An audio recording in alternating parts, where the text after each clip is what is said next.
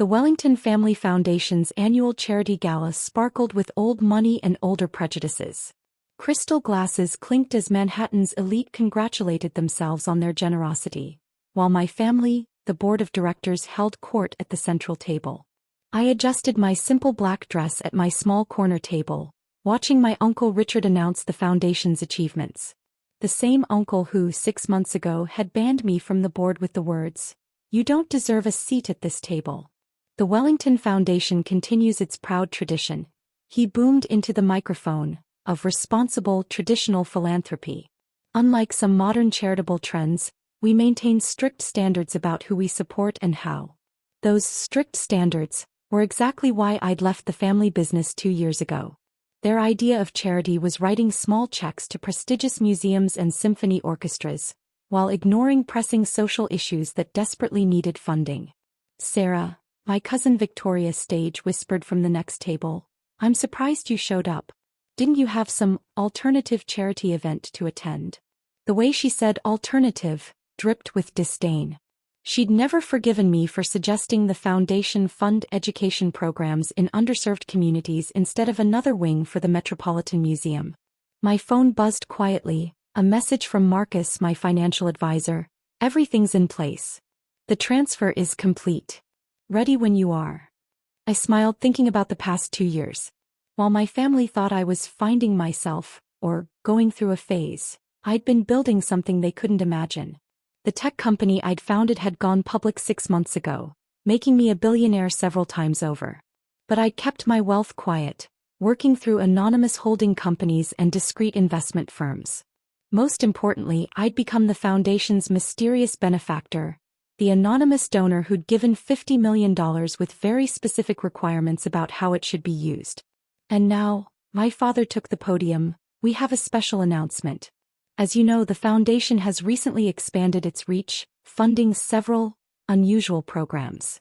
I bit back a laugh. They'd had no choice but to fund those unusual programs, education initiatives, community health centers, environmental projects. My donation had come with strict conditions about fund allocation. "This expansion," he continued, looking uncomfortable, "was made possible by an anonymous benefactor who has, until now, chosen to remain in the shadows. Tonight, they've agreed to reveal themselves." Victoria leaned over again. "Probably some guilty tech billionaire trying to buy respectability. Not like our old money dignity." "Ladies and gentlemen," my Uncle Richard returned to the microphone, "it is my honor to announce that our mysterious $50 million benefactor is here tonight, and has agreed to join the foundation's board of directors." The room hushed with anticipation. My mother straightened her pearls, probably hoping it was someone from the social register. My father scanned the crowd, his eyes passing over me without pause. I stood up slowly, smoothing my dress. "Actually, Uncle Richard, I believe that's my seat at the table." The silence that fell over the ballroom was absolute. Victoria's champagne glass slipped from her fingers, shattering on the marble floor. My father's face turned a shade of white I'd never seen before. "Impossible," my uncle whispered into the microphone, the word echoing through the stunned room. My phone buzzed again. "Ms. Wellington, the press release is ready. Forbes and Wall Street Journal are standing by for your exclusive interviews." I walked toward the podium, each click of my heels against marble punctuating the silence. "Shall we discuss those strict standards about who deserves a seat at the table?" The foundation's future and my family's carefully maintained world was about to change forever. The gala's ornate reception room had never felt smaller than when my father, Uncle Richard, and the rest of the foundation's board practically dragged me into it, away from the shocked whispers of the main ballroom. "This is preposterous," Uncle Richard sputtered, his bow tie askew. "You couldn't possibly have that kind of money." I perched on the edge of an antique desk, pulling out my tablet. "Would you like to see the transfer records? Or perhaps the ownership documents for Wellington Innovations? That little tech startup you all mocked when I left the family firm. Wellington Innovations?" My cousin James stepped forward, his face pale. "The AI company that went public last quarter? That's worth $6 billion as of market close today," I finished. Though my ownership was carefully hidden behind holding companies. "Can't have the Wellington name associated with something so, what did you call it, Victoria? Alternative?" Victoria sank into a leather chair, her perfect composure cracking. All those board meetings where we discussed the mysterious donors' demands were quite entertaining, I smiled. Especially when you called the donors' focus on education naive, and obviously new money. Tell me, how does it feel to know your little cousin was pulling the strings? My phone buzzed, a message from Marcus. Time magazine wants to feature you in their Innovators Changing Philanthropy issue. Also, the education initiative results are in. Speaking of pulling strings, I continued, projecting data onto the wall. Let's look at what that naive education program achieved in 6 months. Graduation rates up 40%. College acceptance doubled. Job placement. Enough, my father interrupted. This isn't what the Wellington Foundation stands for. No, I agreed, standing up. The foundation stands for maintaining the status quo. For keeping power and influence exactly where it's always been. That's why you kicked me out when I suggested actual change. Uncle Richard straightened his tie, attempting to regain control. The board won't stand for this manipulation. We'll return the money.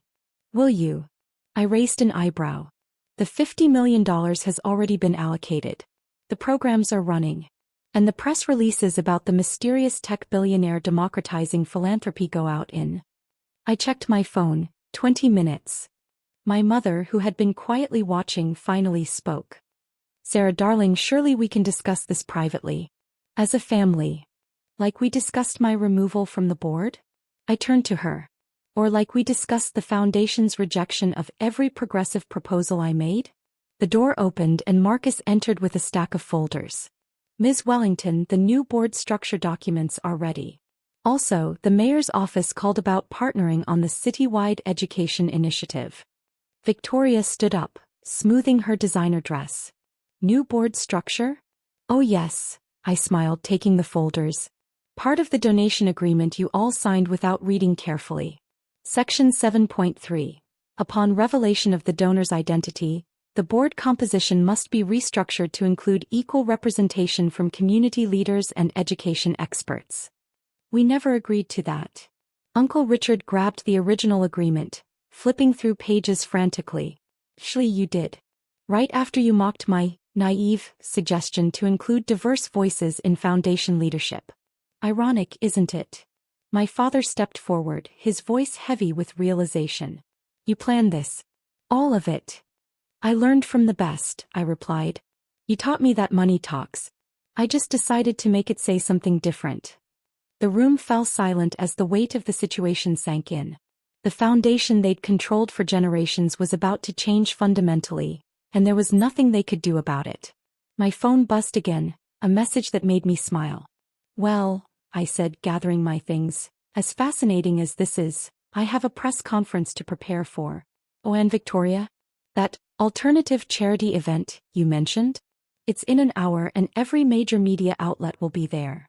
As I walked toward the door, my father called out, Sarah, wait. What do you want? I turned back one last time, remembering all the board meetings where they'd dismissed my ideas, all the galas where they'd treated me like an embarrassment. What I've always wanted, Dad. Real change. The question is, are you ready to be part of it, or should I continue working around you? The next morning I sat in my real office, the top floor of a sleek downtown tower that housed Wellington Innovations. Floor-to-ceiling windows offered a view of the city we were about to change, including the old Wellington Foundation building, looking smaller than ever. Ms. Wellington, my assistant Emma entered. The morning shows are all covering the revelation. Your family is in the lobby for the emergency board meeting. I smiled, remembering how they used to make me sit in the lobby when I proposed radical ideas like funding homeless shelters. Send them up. They filed in, looking distinctly uncomfortable in my ultramodern conference room. Gone were their usual expressions of superiority, replaced by something that looked surprisingly like respect or fear. Before we start, I said, turning on the wall of screens, let's see what the world is saying. Every major network was covering the story. Tech billionaire revolutionizes family philanthropy, scrolled across CNN. The Wall Street Journal had already published their feature. Sarah Wellington, the heiress who disrupted legacy giving. Your company, Victoria said quietly, staring at the screens. It's not just AI, is it? No, I confirmed. Wellington Innovations creates technology that helps other nonprofits operate more efficiently. That naive education program you mocked? It's running on our platforms. Along with healthcare initiatives in 30 countries, environmental projects across 4 continents, and microlending programs that have lifted thousands out of poverty. My phone buzzed, a message from the White House. President interested in nationwide implementation of education platform. Available to discuss next week. Uncle Richard picked up one of our annual reports, his hands slightly shaking. All this time while we were calling you misguided. I was building solutions, I nodded. That phase you thought I was going through? I was actually creating systems that make philanthropy more effective, more transparent, and more accessible. Emma entered again. Ms. Wellington, the new board members have arrived. The community leaders and education experts are waiting in the main conference room. My father's head snapped up. You're really going through with this? Changing the entire board. Not changing, I corrected. Evolving. The Wellington Foundation was built on the idea of giving back. I'm just making sure we give back in ways that actually matter. I pressed a button and holographic displays filled the room, real-time data from our programs worldwide. Schools where children were thriving, clinics providing care to the underserved, environmental projects reversing decades of damage. This is what modern philanthropy looks like, I explained. Not just writing checks but creating sustainable change. The question is, are you willing to be part of it? Victoria stood up first, surprising everyone. Teach me, she said. I want to understand all of this. The data doesn't lie, I gestured to the screens. Our new approach has helped more people in 6 months than the foundation helped in the past 5 years. My father watched the numbers scroll by, his worldview visibly shifting. You did this because we wouldn't listen. No, I corrected him. I did this because someone had to. Because having money isn't enough. It's how you use it that matters. My phone buzzed again. UN partnership proposal received. They want to scale the education platform globally. The future of philanthropy isn't about maintaining the status quo, I continued. It's about creating real impact. And now you have to decide. Will you be part of that future or will you be left behind? Uncle Richard finally spoke, his voice heavy with realization. The foundation's reputation. This changes everything. Yes, I agreed. For the better. Your children will grow up in a world where philanthropy means more than galas and museum wings. Where giving back actually changes lives. I walked to the window looking out at the city.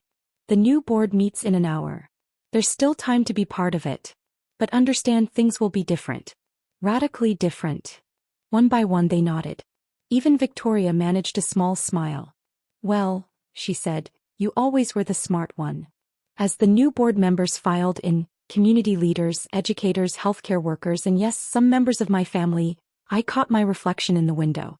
No longer the misguided daughter they dismissed, but the woman who'd transformed their legacy into something truly meaningful. Sometimes the greatest victory isn't in proving others wrong, but in showing them a better way forward. And as I took my seat at the head of the conference table, I knew this was just the beginning of how we would change not just the Wellington Foundation, but the very nature of giving itself.